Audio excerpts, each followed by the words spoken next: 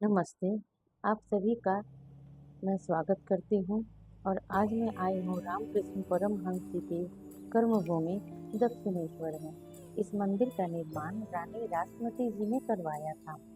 इस मंदिर में श्री रामकृष्ण परमहंस जी के बड़े भाई श्री राम कुमार जी काली मंदिर के पुजारी पद पर नियुक्त हुए थे, परंतु कार्यभार शीघ्र ही श्री रामकृष्ण पे आ पड़ा। ठाकुर उक्त मंदिर में पूजा किया करते थे और घंटों माँ को सजाया करते थे, परंतु अन्य साधारण पुजारियों की भांति वे पूरी पूजा नहीं करते थे। पूजा करते समय वे ध्यान मग्न हो जाते थे कि उस प्रकार की अलौकिक मग्नता ना तो किसी ने देखी है और ना ही कभी किसी ने सुना होगा। ऐसा लगता मानो ईश्वर ही ईश्वर की पूजा कर रहे थे। उस भाव का वर्णन कौन ही कर सकता है जिसमें श्री कृष्ण प्रेरित होकर ध्यान अवस्थित हो श्री काली देवी पर फूल चढ़ाते और उनकी आंखों में आंसू और तन और मन की सुध नहीं, हाथ कांपते मुख से शब्द नहीं निकलते, माता पर फूल चढ़ाते और स्वयं भी उन्हीं की ओर घंटों देखा करते, निहारा करते और कंपित हाथों से अपने ही ऊपर फूल चढ़ाने लगते, तो कभी माँ के ऊपर चढ़ाते और कहते, माँ तू मैं और मैं तुम। ध्यान मग्न समाधिस्थ हो जाते थे। उनके हृदय की व्याकुलता की पराकाष्ठा तो उस दिन हो गई जब व्यथित होकर माँ के दर्शन के लिए एक दिन मंदिर में लटकती हुई तलवार उन्होंने उठा ली और ज्यों ही वे अपना शरीर शांत करना चाहते थे कि माँ जगन माता का अपूर्व अद्भुत उनको दर्शन प्राप्त हुआ और वे देह भाव को भूलकर वे शुद्ध हो गए और घंटों ध्यान में समाधिस्थ हो गए। माया के इस संसार में विद्या और अविद्या दोनों हैं। हंस की तरह दूध और पानी के एक साथ रहने पर भी पानी छोड़कर दूध निकाल लेता है। चींटी की तरह बालू और चीनी में मिले रहने पर भी बालू में से चीनी निकाल ले सकता है। वही है परमहंस। ठाकुर हमेशा दक्षिणेश्वर में अपने कमरे में या आंगन में सत्संग किया करते थे और हजारों जिज्ञासुओं की जिज्ञासा को शांत किया करते थे। एक दिन उनके ही एक भक्त ने उनसे प्रश्न किया और कहा कि ठाकुर, गृहस्थों को कैसे भगवत रखते हो? तो उनमें से किसी एक ने ये कहा कि मैं तो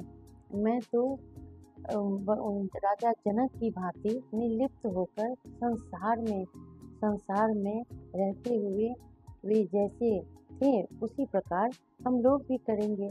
तब ठाकुर ने प्रेम से समझाते हुए कहते हैं कि सोचने से कोई भी राजा जनक नहीं हो सकता। राज ऋषि जनक को कितनी तपस्या करने के बाद ज्ञान का लाभ हुआ था। नतमस्तक और ऊर्ध्वपद होकर उग्र तपस्या में कितना काल उन्होंने व्यतीत करने के बाद वे संसार में लौटे थे। फिर भक्त ने पूछा, फिर क्या ठाकुर संसारियों के लिए भगवत प्राप्ति का कोई उपाय नहीं है? तो रामकृष्ण जी कहते हैं, अवश्य है। उन्हें कुछ दिन साधना करनी पड़ती है, तब भक्ति होती है और तब भी ज्ञान होता है। इसके बाद वो संसार में रहो, फिर कोई दोष नहीं लगता। जब निर्जन में साधना करो तो संसार का कोई भी पास ना हो, फिर चाहे 2 दिन 3 दिन या फिर महीनों भर जितने भी दिन रह सको, ज्ञान और भक्ति प्राप्त करके ही संसार में रहने में भय नहीं रहता। जैसे एक पारस पत्थर को छूकर सोना बन जाता है, फिर 1000 वर्ष तक उसे मिट्टी में नीचे गड़े रहने पर भी जब मिट्टी से निकालोगे तो वो रहता सोना ही है, वह मिट्टी नहीं बन जाता है। सब काम को करते हुए मन को हमेशा ईश्वर में रखना चाहिए। जैसे किसी धनी के घर पर किसी उसके दासी का सारा काम करती है, किंतु उसका मन अपने ही गांव के घर पे लगा होता है। मालकिन के लड़कों को वह अपने लड़कों की तरह लालन पालन करती तो है। उन्हें मेरा मुन्ना, मेरा प्यारा राजा बेटा भी कहती है, पर मन ही मन खूब जानती है कि ये मेरा कोई नहीं है और ना ही मेरा इस पे कोई अधिकार है। फिर भक्त बोलते हैं, ठाकुर, संसार में रहते हुए उनकी ओर जाना तो फिर बहुत कठिन है। तो श्री रामकृष्ण जी समझाते हुए कहते हैं, ऐसा संभव है, अभ्यास से ही यह संभव है। जैसे बढ़ई की औरतें चूड़ा बेचती हैं, वे कितनी और ध्यान देकर कितना काम संभालती हैं। तो सुनो, मैं इसे अच्छे से समझाता हूँ। एक तो ढेकी चल रही है, हाथ से वह धान सरका रही है और एक हाथ से बच्चे को गोद में लेकर दूध भी पिला रही है, और जो खरीदार आते हैं उनसे वह तोल मोल भी कर रही है। इधर ढेकी का काम भी चल रहा है।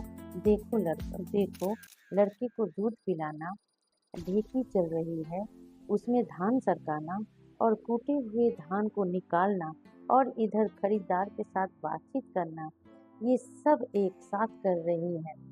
इसे ही अभ्यास योग कहते हैं। परंतु उसका मन 15 आना ढेकी पर लगा हुआ है, क्योंकि कहीं ऐसा ना हो कि ढेकी हाथ से गिर जाए, और एक आना मन वह उसे लड़के को दूध पिलाने और खरीदार से बातचीत करने में है। इस तरह जो संसार में है, उन्हें 15 आना मन ईश्वर की भक्ति में ही देना चाहिए, ईश्वर की भक्ति में ही मन लगाना चाहिए। इसलिए प्रथम अवस्था में भी कभी कभी निर्जन में भी जाना पड़ सकता है, और साधना भी आवश्यक है, और कभी अभ्यास योग से भी मन को ईश्वर की भक्ति में लगाना चाहिए। ठाकुर अपने रामकृष्ण जी हमेशा ही अपने अनुयायियों की जिज्ञासा को शांत करने की कोशिश करते।